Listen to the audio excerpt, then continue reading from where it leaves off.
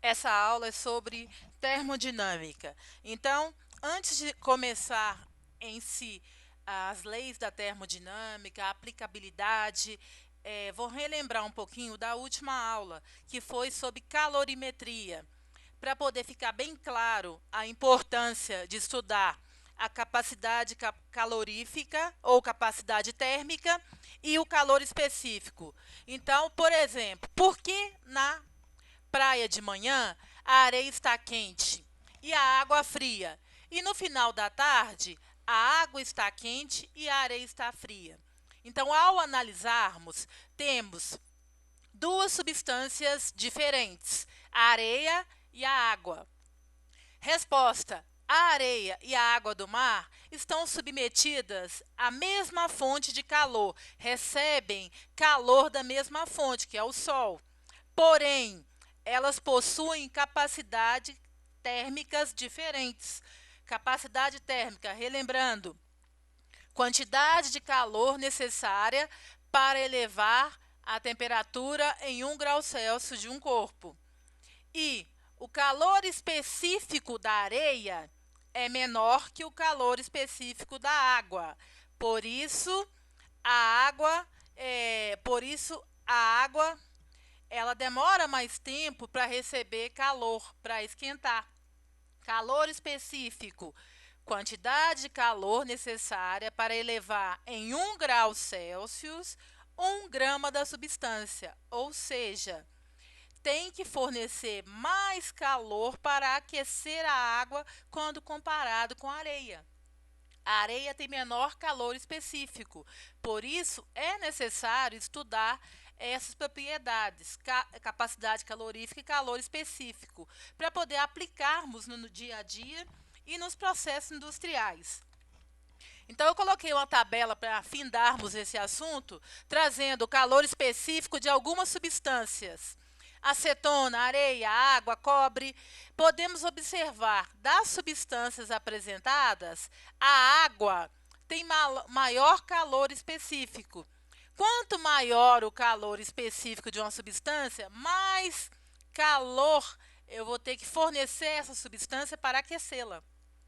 Então, na aplicabilidade, então, é importante conhecer os calores específicos das substâncias.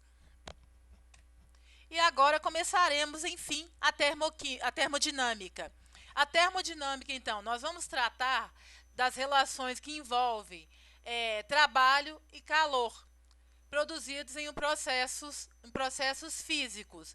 Dessa forma, nós vamos estudar que o calor pode ser convertido em trabalho e o trabalho pode ser convertido em calor. Qual o objetivo do estudo nosso na termodinâmica? Nós vamos estudar gases, amostras de gases que envolvem variação de volume isobárica, mantendo-se a pressão constante. Por exemplo, então, se eu tenho um recipiente com água e é acoplado um êmbolo, começa-se o aquecimento. Recebe calor essa água. Quando a água recebe calor, começa a ocorrer a mudança de estado físico. A água passando de líquida para gasosa. Logo, os gases formados irão exercer uma pressão interna, empurrando o êmbolo do meu sistema. Então, nesse exemplo, a energia térmica fornecida, o aquecimento, o calor, foi responsável pela transformação em energia mecânica. O sistema realizou o trabalho, o vapor de água, o gás, empurrou o êmbolo. Para contextualizar, por que é importante estudarmos, então, sobre termodinâmica e esses princípios de trabalho, de calor? Se nós pensarmos no passado, quando surgiu os motores e máquinas térmicas, foi a revolução industrial e todo o andamento envolvendo máquinas. Como funcionavam essas máquinas térmicas? Elas eram explicadas e construídas com base no princípio do que o calor é energia e assim pode ser convertida em trabalho, energia mecânica. Nas primeiras máquinas a vapor, a queima de combustível, normalmente o combustível fóssil, carvão, gerava calor que aquecia a água e vaporizava determinada massa de água, e o vapor acionava o motor, a turbina, responsável pelo movimento e geração de energia elétrica. Atualmente, nos automóveis, o motor já é de combustão e é também um exemplo de máquina térmica, na qual a rápida expansão dos gases após a explosão, né, a queima violenta, movimenta os pistões que transmitem movimento para o carro. Coloquei sublinhado em vermelho essa parte das máquinas a vapor que utilizam combustível fóssil para gerar vapor de água e movimentar e produzir energia elétrica, porque na próxima aula sobre usinas térmicas hidrelétricas, nós vamos estudar justamente isso envolvendo a termodinâmica. Então, o primeiro conceito, que é calor e trabalho, trabalho, movimento contra uma força oposta. Ou seja, trabalho é força vezes a distância, deslocamento, por conversão de sinais. O trabalho é maior que zero, positivo, quando o sistema realiza trabalho sobre o meio, ou seja, uma expansão do gás. O trabalho é negativo, quando o sistema recebe trabalho do meio, ou seja, compressão de um gás. Trabalho em uma transformação gasosa. Agora nós vamos ver como que calcula-se esse trabalho e como se estuda esse trabalho em termodinâmica. Primeiro, o sistema constituído de um cilindro contendo uma quantidade de gás que possui um êmbolo móvel, livre, pode se movimentar, e sobre o qual nós colocamos uma esfera de massa m. A pressão P, representada em minúsculo, sobre o gás representa a pressão atmosférica, e o peso da esfera é sempre constante, visto que nenhum desses dois valores irá se alterar durante a transformação isobárica. Então, transformação isobárica, pressão constante. A pressão atmosférica é constante. Essa transformação, ela é sofrida pelo gás, então, a figura representando o estado inicial. Eu tenho o gás com a pressão constante. Começa-se o aquecimento, fornece calor ao meu sistema. Quando fornece o calor ao meu sistema, vai gerar, o gás vai ter mais energia cinética e ele vai movimentar, ter uma força e empurrar o meu êmbolo móvel percorrendo uma distância. Então, essa transformação sofrida pelo gás é uma transformação isobárica. A pressão atmosférica se mantém constante. Estado inicial, estado final. No estado final, estado 2, tem-se um aumento do volume, o deslocamento. Podemos visualmente perceber que o volume que o gás ocupa é maior, expansão. Mais energia cinética, mais calor, o gás irá ocupar um volume maior. Com a expansão do gás, com a pressão constante, o volume do gás aumentou, o volume 2 é maior, gerando uma força que faz o êmbolo deslocar. O gás vai empurrar o êmbolo e aumentar o seu volume.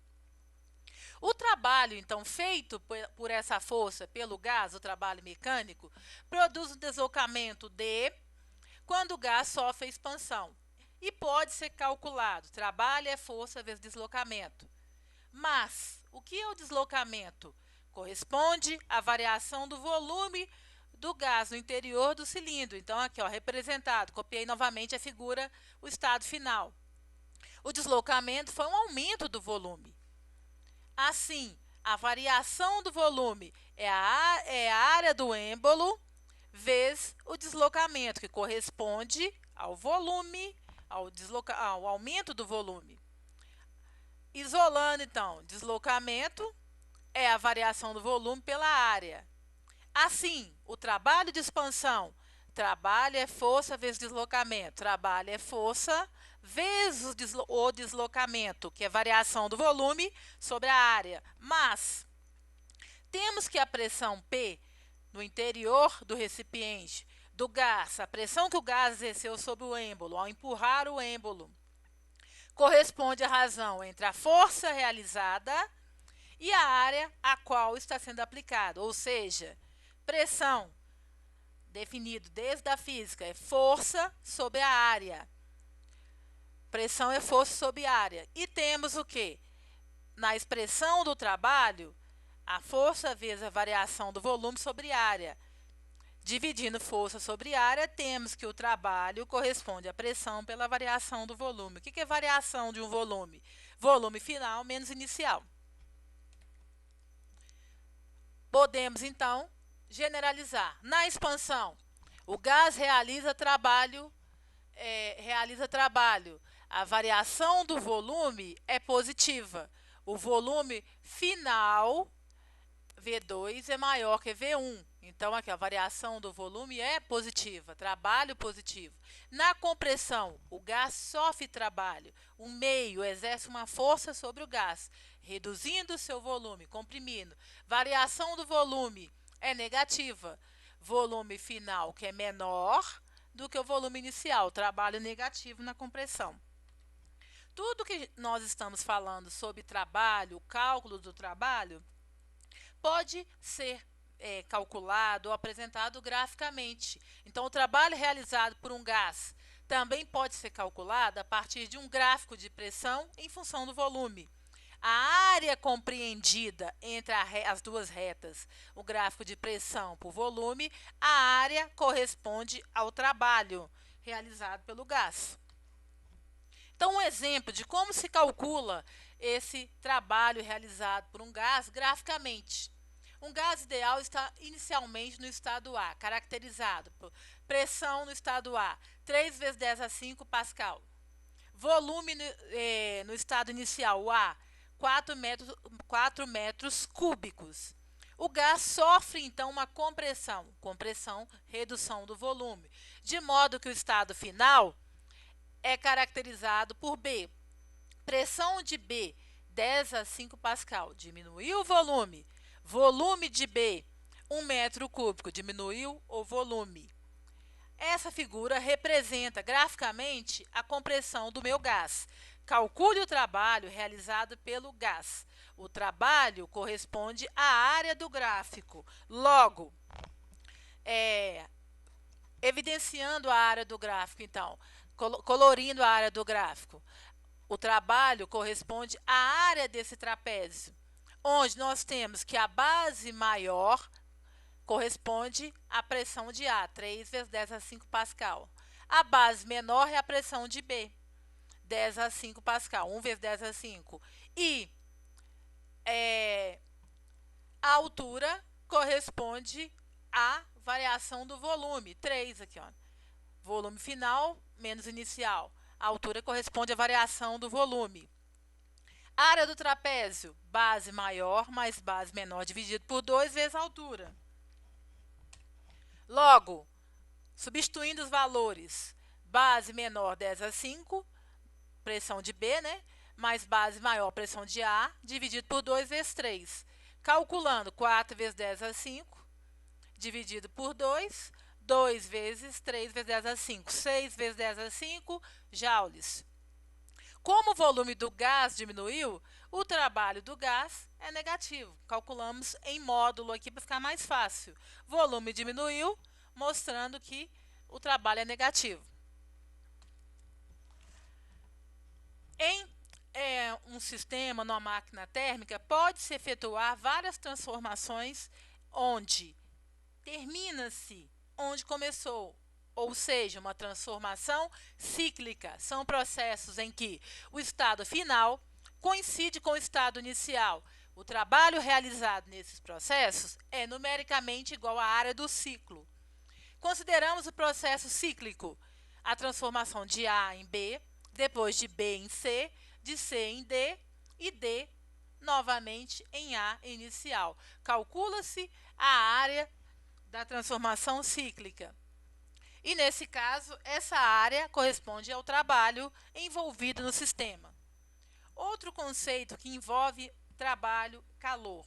Energia é representada em termodinâmica por U. Então, toda vez que aparecer a letra U, corresponde à energia. Variação da energia. Calor, trabalho, envolvido em energia. A variação de energia, ΔU, energia final menos inicial.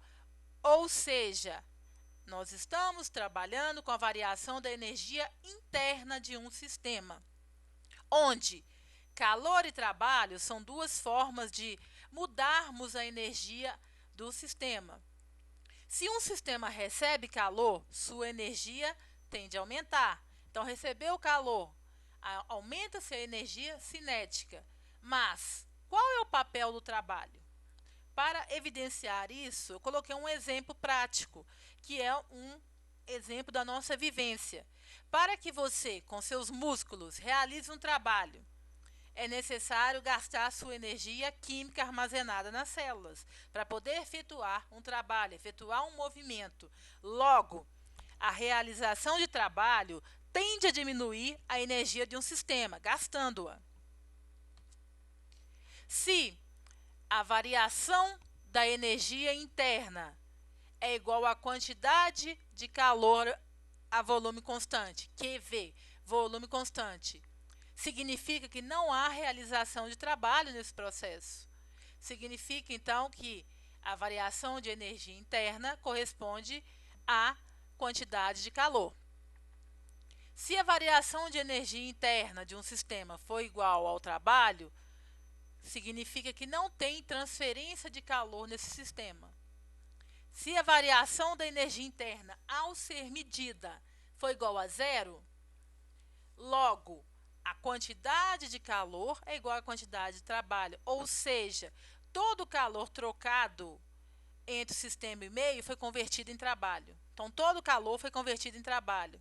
Quando calor, o que? Calor e trabalho estão envolvidos, a variação de energia de um sistema é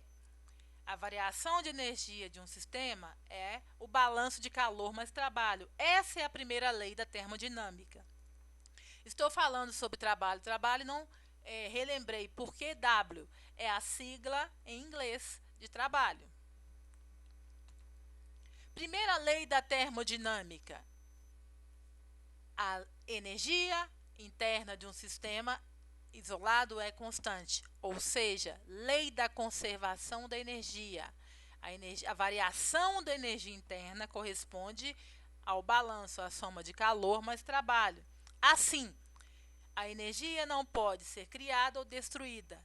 A energia envolvendo sistema e vizinhança, que são dois conceitos que nós já estudamos em termoquímica, é constante. Toda energia retirada de um sistema deve ser transferida para as vizinhanças e vice-versa. Então, a energia envolvida num processo é constante. A partir da primeira lei da termodinâmica, quando um sistema sofre uma transformação, nós podemos analisar a variação da energia interna, olhando a quantidade de calor e trabalho trocada. Um exemplo de como isso é feito. Então, se uma máquina térmica recebe, uma máquina térmica recebe 20 joules de energia elétrica, parte dessa energia é transformada em calor e parte dessa energia vai ser transformada em trabalho, energia mecânica. A soma das energias tem que dar 20. Uma parte é calor e outra parte é trabalho. E se a variação, no caso específico da variação da energia interna do sistema é zero, como eu já havia falado anteriormente, toda a quantidade de calor é transformada em trabalho, ou seja, todo o calor trocado entre o sistema é convertido em trabalho. Então, todo calor é convertido em trabalho. Por que eu estou voltando com essa parte? Pois na próxima aula será tratado justamente isso, envolvendo a máquina térmica, conversão de calor em trabalho. Vamos olhar os vários tipos de usinas termoelétricas, hidrelétricas que envolvem a conservação, ou seja, todo o calor é convertido em trabalho. A variação total da energia interna do sistema é zero. Terminando assim, essa primeira parte de termodinâmica, os conceitos principais de termodinâmica, que envolvem trabalho e calor, aplicação e importância do trabalho e a conservação da energia. A energia de um sistema corresponde ao balanço de calor e trabalho. Então, terminamos assim a aula de dinâmica.